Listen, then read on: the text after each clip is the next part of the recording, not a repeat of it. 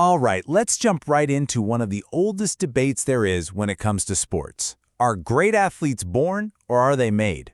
Is it all about your genes or is it about grinding it out in practice? We're going to deconstruct all of that by diving into David Epstein's incredible book, The Sports Gene, to see what the science actually has to say. This question really gets to the heart of it, doesn't it? I mean, you see a family like the Mannings, and you just have to wonder, is it in their DNA, or is it because they had a world-class quarterback for a dad coaching him from day one? So yeah, do sports genes even exist? Let's find out. So, first up, we've got to talk about the idea that completely took over pop culture for a while. This promise that if you just practice enough, you can become a master of anything. Okay, to get this, check out this wild story about softball pitcher Jenny Finch.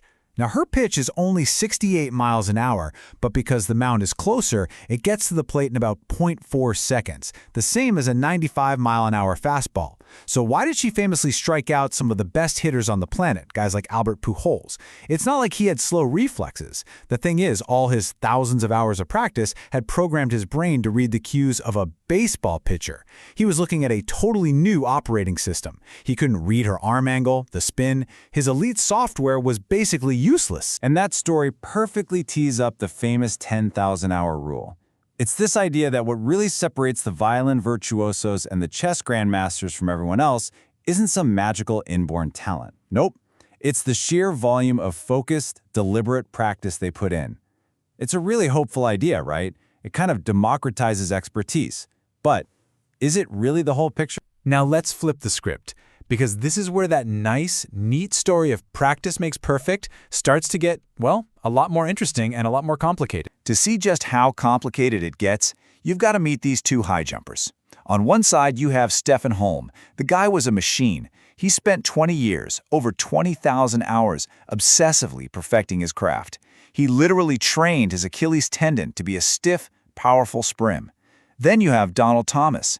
He started high jumping on a dare, and 8 months later, with what a rival's dad called a damn clown technique, he won the world championship. His secret? A ridiculously long, springy Achilles tendon he was just born with. A pure biological gift. And look, this isn't just some weird fluke in sports. They found the same thing with chess players. To reach that elite master status, some players got there in about 3,000 hours. For others, it took over 23,000 hours.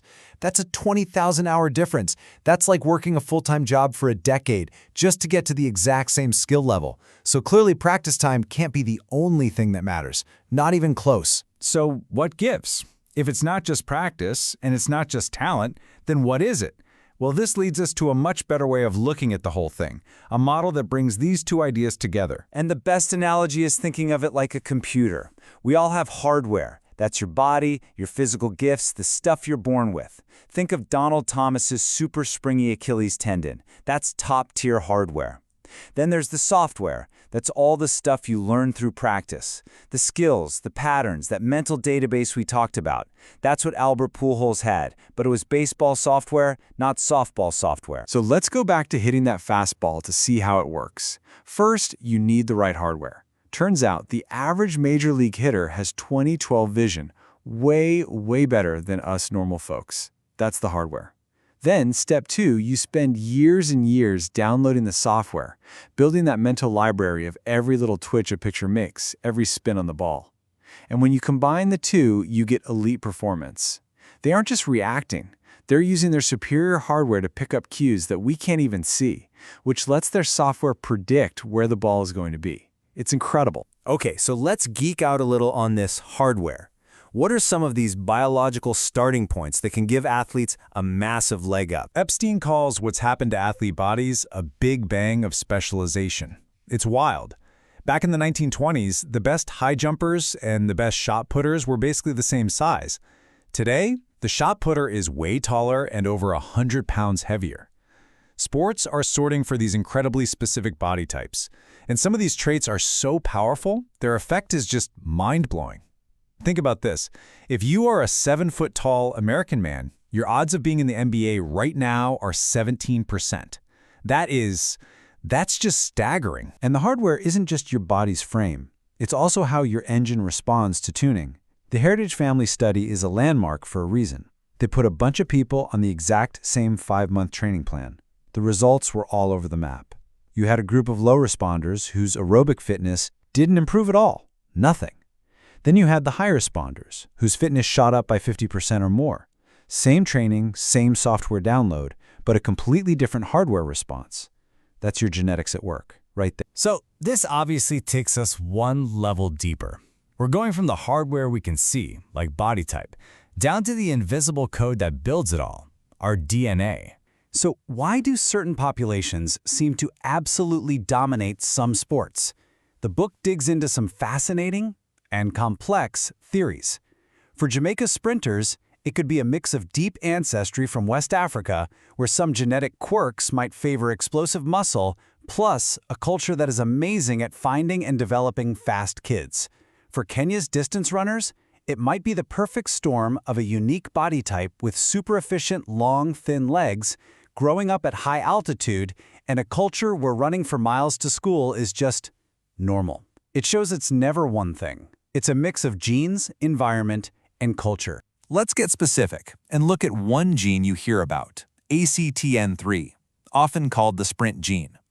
Basically, it helps build a protein for your most explosive muscle fibers. Here's the deal.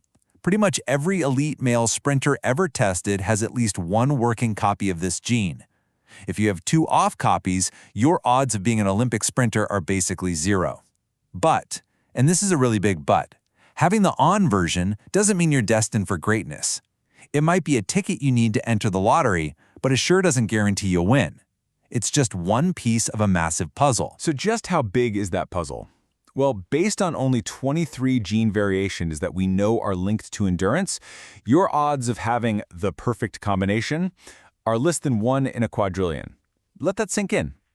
The big takeaway is simple. Nobody is genetically perfect. We are all a jumble, a mixed bag of genetic pros and cons. And this brings us to this really powerful quote from the growth expert Dr. J.M. Tanner, which kind of puts a bow on the whole thing.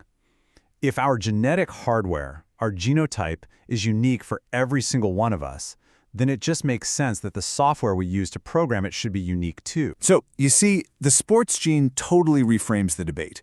It's not nature versus nurture anymore. It's nature working through nurture. The ultimate question isn't, do I have the perfect genes?